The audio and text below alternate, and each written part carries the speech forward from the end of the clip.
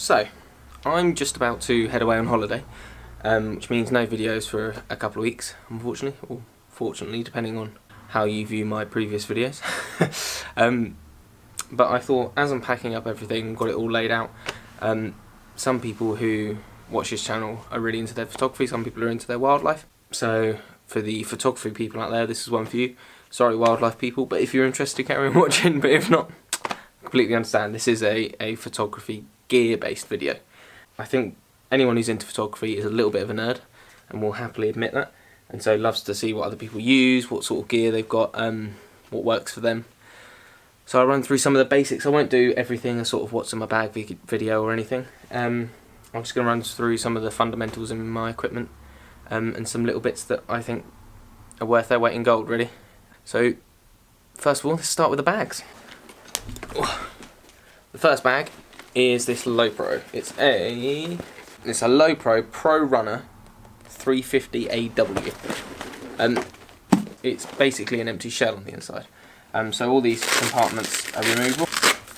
So you can take them out, swap them around. So as your gear changes, which it will, you can change the bag with it. It protects it. It's very rugged.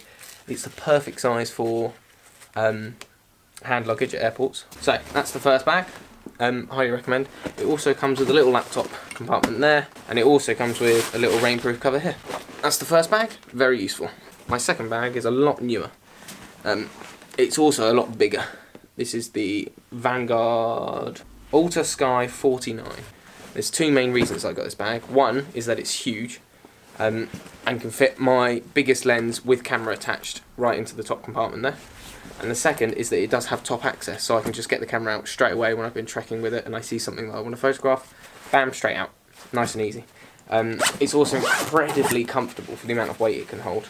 And just like the other bag, it's got removable compartments and you can pack it however you want. Opens at the back like that, so no one can steal anything from it. My setup on the inside is quite bare. I stick my main massive lens down here, and then my video camera, which is rolling at the moment, and maybe another lens will just go there. So this is literally just for my big wildlife setup. But I highly recommend this one. This also comes with massive side pockets, which are like actually really appreciated. So for example, the side pocket's so deep that it can take a normal sized bottle of water and completely cover it down to there. So I find it really useful. It's got the laptop compartment, and actually that brings me on to my first bit of worth its weight in gold gear. A seat. It's really cheap. It's lightweight, and to be honest, when you're sat for days in a spot, having actually something to sit on instead of a rock or something else like that is really, really, really appreciated. The other thing I've got in my laptop compartment is this.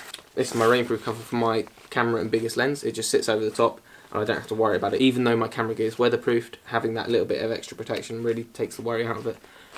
And I can sit in a heavy downpour for as long as I want, really, with that. So, on to my first camera. This is a GoPro Hero 5. This is just your sort of grab and go camera. I use that whenever I feel that I can't take the extra weight or don't have the extra space to do it, or that I just want to get footage and maybe talk over the video later. Waterproof, very hardy. Can get some unique shots by strapping onto the top of a car or what have you. Love it.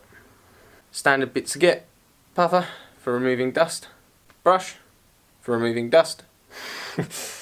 Memory cards, I have a selection. Just the one CF card that I use mainly as backup for when I don't realise that I've run out of space. The rest I use are SD cards. So the memory cards I use the most are the 64 gig, 150 megabits or megabytes per second. I get them confused. I'm sure someone will correct me in the comments. You can look at SD cards and they'll say 1,000 times or 2,000 times or what have you. That's a load of rubbish. The way that you measure it is the thing in the top corner here. Says how many MB/s, which is either megabits per second or megabytes per second. I get them confused. They mean two entirely different things, but that's how you actually measure the speed across different makes of card. I do have a super fast one, which is 300 megabits per second up here. It's also only a 32 gig because they're a lot more expensive. I use that for slow motion footage like this. It means that I can use the biggest frame rate on my camera and get this super slow motion stuff. My camera won't do it with the slower cards, unfortunately. And then I just have a little cheap backup one for when things get really desperate. And I've run out completely. I'll use that. I have various batteries for all my gear, but I don't think really people want to see that. So let's move on to the exciting stuff. Move on to lenses. We'll start with my newest lens. This is a 70-200 f4 non-IS Canon L lens. So this is internally focusing. It's been tried and tested for a long time now. Not sure how old a design it is, but it's quite old now. I got that recently because I'm going to be using it to photograph something on holiday, which hopefully I'll make a video about that you guys should really enjoy. But this will allow me to get shots of wildlife when they come closer than what you would usually expect. So I'm excited to use this. The second was debatably my favourite lens. There's two that are up for my favourite lens. This one is a Sigma 105 macro.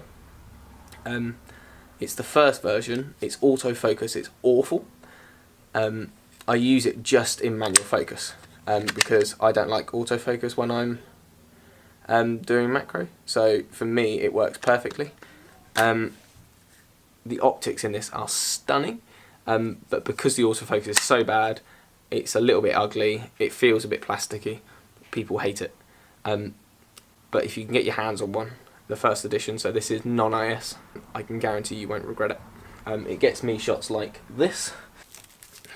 It's gotten me this shot, which a lot of people will think is a lens that costs several £100s. It's not. That lens cost me £90 second hand. It also took this one, which I'm going to be entering in a few competitions, so hopefully that does well. Some people like it, some people hate it. But it does all my But that will do all of my macro stuff. There is a couple of exceptions that I use a different lens for macro, but it's very rare. It's mainly this bad boy. Love it. Would never get rid of it. I never felt any need to upgrade to the IS version because this, I feel, does me, and it's a lot lighter and smaller. Also works as a good portrait lens. Speaking of portrait lens, I have a nifty 50, a term which a lot of people hate. It's the STM version, so the more modern version. It's £100. It's a 1.8 aperture. I bought it. It's £100. It's 1.8 aperture. Why wouldn't you? That's literally the main reason. I've used it mainly for people shots more than wildlife, but I just don't know why you wouldn't have one. Now onto what I use as my kit lens for my full frame camera, which I know I haven't shown you yet. Just to explain, I'm shooting on my 70D, which is a crop censored camera. I use that to get a lot of photos that I'm quite happy with, and it's done me proud, but I just needed that little bit extra. So I upgraded to a full frame camera. When you do that, a lot of your lenses might not work on a full frame body. One example of that is the kit lens, so the lens that I used for day-to-day shooting, and my wide angle, which I'm now using to video on my 70D right now. So that's what you're seeing. You're seeing a 10-18 EFS lens on a 70D is what's shooting here, and a Rode Mic Mini. So when I bought my full frame camera, I needed a kit lens because I only had telephotos. I only had long lenses. So I looked at a lot of reviews and a lot of photographers that I like their pictures. So when you're looking at the photographer who gives advice that everyone listens to, I would say if you don't like their pictures, don't listen to it. So even if they're famous or what have you, if you take a look at their photos and don't like them, then why are you listening to them? I know that may be the point at which a lot of you turn off, but still. So I bought this over the Canon. It seemed to knock the socks off of the Canon. It's the 24-105 f4 optically stabilised Sigma Art. A real mouthful. So far the images that I've got out of it have been stunning, but I'm still getting to know my full frame camera, so it might just be the camera. But as much as I am a pixel peep, I'd never really compare lenses. If I'm liking the results, that's it. It does me. It does weigh quite a lot though, but I use that for sort of landscapes, wildlife shots, nature shots, anything like that really. This lens is my absolute favourite lens. I got given this lens, believe it or not, as a joint Christmas birthday from multiple members of my family. This was when I was just getting into photography and I needed a wildlife lens. I asked for a 400mm f5.6 prime, which has been going for years and everyone admires its quality. I thought that'll do me. They actually bought me the wrong lens. They don't know this yet, but they bought me a wrong lens, and it's a lens that the Canon photography world especially hates on and says it's rubbish, and it's my favourite lens by far, and I wouldn't change it for the world. It's the Canon 100-400 f4.5 to 5.6 Mark 1. Now the Mark 1 was hated because one reason it does this. There's no zooming in and out, it's push-pull. So everyone said it sucked in dust and everyone said it was soft. But in my experience, if you use it outdoors, there's not going to be that much dust. Well, I don't know if that's just because of where I live. I live by the sea. I don't live in a desert anywhere, so I don't have any dust in this, and I'm not exaggerating. It's still perfect, and it's, I don't know how many years old now, 4 or 5 years old. It produces ridiculously sharp images, and I believe I'm correct in saying it's one of Canon's closest focusing 400mm. I've used this to get a macro shot that actually got shortlisted in one of my first national competitions. So I absolutely love this lens. I use it when wildlife takes me by surprise and is a bit closer than usual. I've used it as portrait lens. I've used it as a panning action lens to get shots like this. I've used it to do all sorts really. It's got focus limiters. It's just perfect, to be honest. I don't see any reason to upgrade to the next one. There'll be all sorts of reviews out there saying that the second one is a lot sharper and it's a lot better quality and it doesn't have the problem with sucking in dust. But I love this lens. I've got a colleague at work who also has this lens and says he has absolutely no problems with it. So it makes you wonder how much of these reviews are sort of done by people who maybe don't use the lens that much and just do it in a studio and then test it that way. That may be controversial. I'm sorry, I don't mean to destroy anyone, because they do a lot of things that I wish I could do. But that for me is an absolutely cracking lens, and I'd never get rid of it. The tripod I use, it's a heavy duty one because it was cheaper. It is the Manfrotto 055. That one there is an absolute tank. It takes a lot of weight. It does all I need it to do. And on the top here, I've got one of these. I don't know how you pronounce that. Bike. That one. This was actually, I believe I gave my mate 20 quid because he said he was getting rid of a gimbal head. I couldn't afford one at the time. There are various moments where it sort of let me down. I'd love a new one. I can't afford one. I think this was a cheapie from Amazon in the first place, which is why he got rid of it. It does have faults. But so far the camera hasn't come off it, so I can't complain, because having a gimbal, even if it's a poor one, is better than not having one. That's that. The final bit of kit that I think get most wildlife people excited, which I'm still getting to grips with, but I do absolutely love, is this. This is my main wildlife setup. So this is a Canon 500mm f4IS, the very heavy first one, not the Mark II. I bought it second hand, and on that I'm using a Canon 5D Mark IV with battery grip. I went for that one because it was Canon full frame, 2 because I used it on a training day and found the button placements and ease of use ridiculously good. I also found the focusing incredibly good, and I just sort of fell in love with it as a camera. It was everything that I felt I was missing on the 70D, and I went for that. The last camera that I've got is this one, which I purchased very recently, which is a Fuji X10, not an XT10.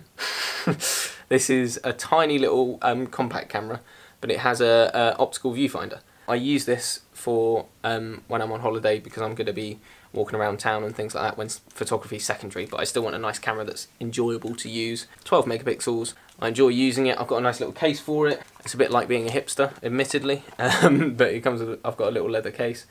Yeah, that'll do me. So that's all the big exciting stuff, and all the little bits really. If you're wondering what this is sat at the back, what these photos are, it's because I've got an exhibition coming up. I'm going to be doing it as part of a photography group that I'm in called the Image Circle. I'll link to them down below. And we are going to be having an exhibition in Chichester in West Sussex in November. So if you're able to pop along to that, we would love to see you. We are going to be there from Tuesday the 14th of November right through until the 19th of November. So on the Sunday, everyone will be there, every member of the group. I myself will be there on the Tuesday, Wednesday and Thursday of that week. So if you can pop along and say hi, I'd love to say hello back. There are 6 of us in total. I'm going to have 20 of my images on display in one section, and we're all going to have different sections. All of it's going to be outdoor photography, so you're going to get everything from macro to landscapes to contemporary to black and white to general wildlife to anything. There's going to be roughly 100 to 120 images on display. These are just a couple of mine, so I'd love to see you pop down and say hello. Until then, I've got a holiday to go to and some more photography to do. See you again soon.